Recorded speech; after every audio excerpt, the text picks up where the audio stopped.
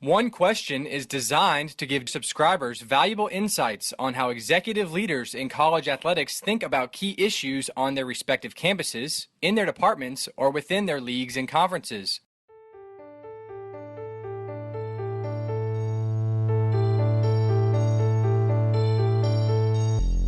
Greetings, this is Ty Brown and welcome to One Question, where we highlight executive leaders in college athletics.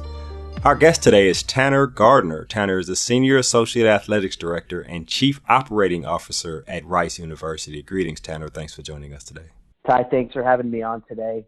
As I mentioned to you when you reached out about this, I'm a big fan of One Question, and I always appreciate hearing different perspectives from different leaders across the industry. So it's an honor to be on. Well, I certainly appreciate that.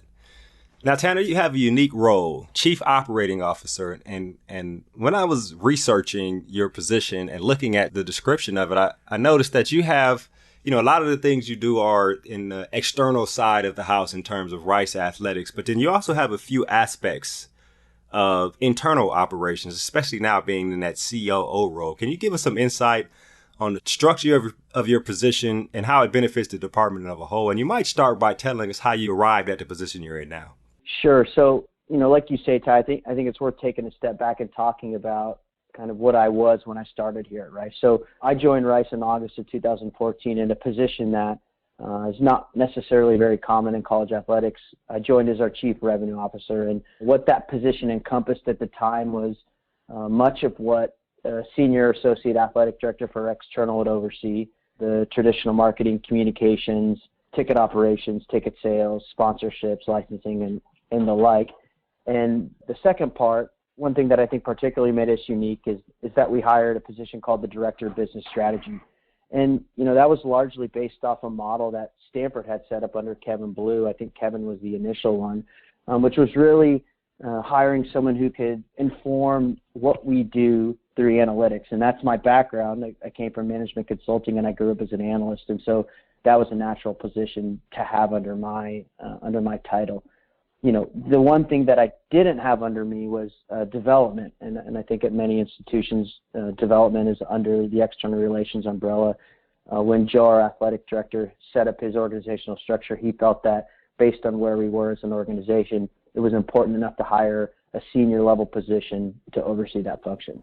Right. Well, let's take a step back here. That position you had in the past that Kevin Blue operated on, and then you mentioned you had some aspects of Director of Business Strategy.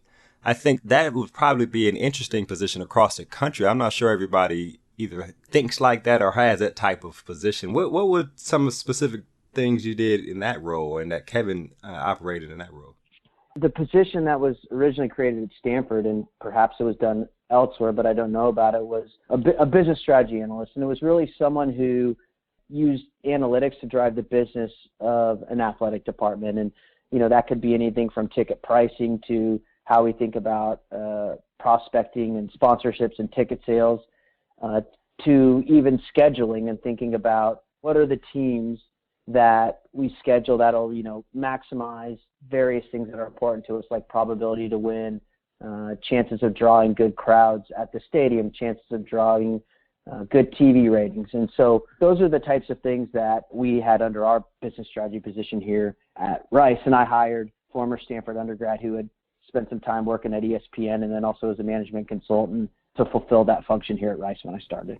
Right. And that helped you in that role of Chief Revenue Officer in terms of making decisions and recommendations to your athletics director. Talk to me now about this Chief Operating Officer role, which you currently hold, and tell me how all that background helps you into what you're doing now. Sure. So last September, our CFO, Simon Dover, departed for West Virginia.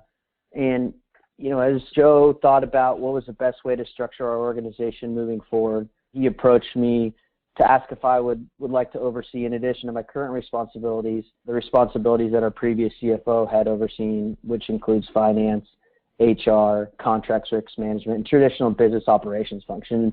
And the intent behind Joe doing that was really to align the business under one person. I think there could be perverse incentives sometimes when you have someone overseeing the way that you make money and someone overseeing the way that you spend money. Now, I think in a big organization, it can be good to have that position separated, and sometimes it's necessary to have it separated just because of scope. But at an organization like Rice, it's a little bit smaller, and I believe a little more nimble. It just made a lot of sense to have both of those functions under one person, and we've been doing it for almost 9 months now, and we found that it's really aligned incentives and thinking about, hey, are we really spending money in the most efficient way to generate the resources that we want? Whereas I think if I'm a person over external, all I want to do is spend money to make money, but sometimes that can be without consideration to the return on investment. That setup of external with aspects of internal operations in terms of business is very interesting.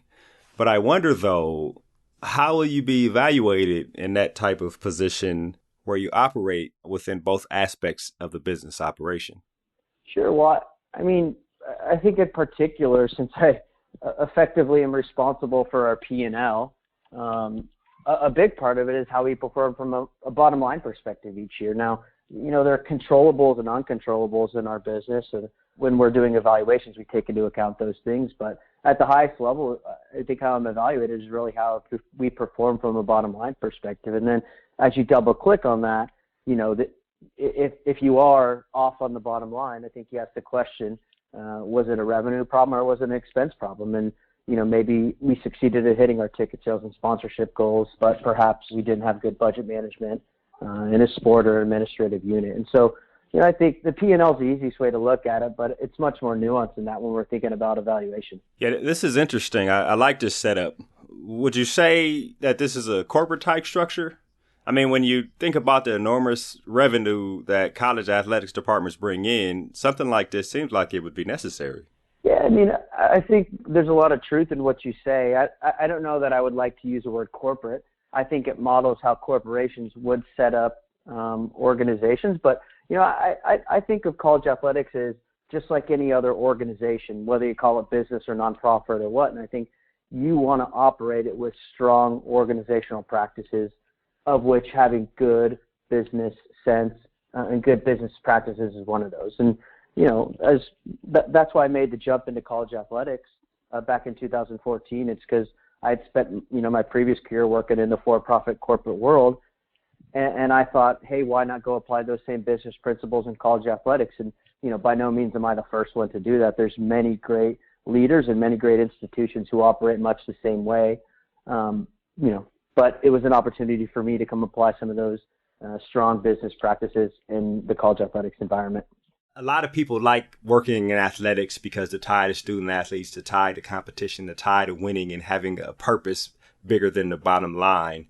Can you talk about that, the differences that you see, the benefits or even the challenges in terms of working in the business world and then taking the experience you had there and now you work in athletics?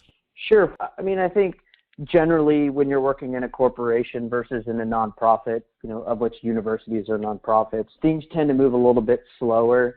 There tend to be more politics inherent in it, but that's just how it goes. But as it relates to me being able to kind of apply my business skills in this environment, it really is tremendous, Ty.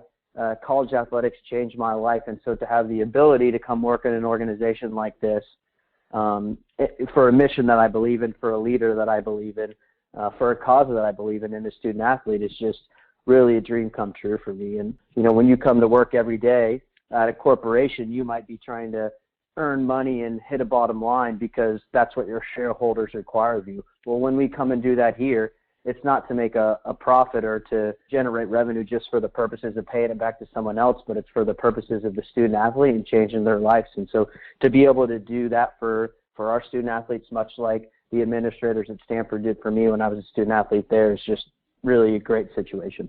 Right. And I agree with that as a former student athlete myself. You definitely want to be able to give back to where you came from. But basically, we call it putting it back in the bucket. Tanner, this has been an excellent conversation. I think there's a lot of things in here that people can glean from the discussion we just had in terms of what you do and how to apply what you've taken from the business world and why it's important in terms of athletics there at Rice University. I just want to thank you for joining us here on One Question. Ty, thanks for having me on. That was Tanner Gardner. He's a Senior Associate Athletics Director and Chief Operating Officer down at Rice University. And of course, this is Ty Brown with One Question. And keep in mind, the role of a leader is to create and maintain an environment that people want to be a part of. And as always, be better tomorrow than you are today.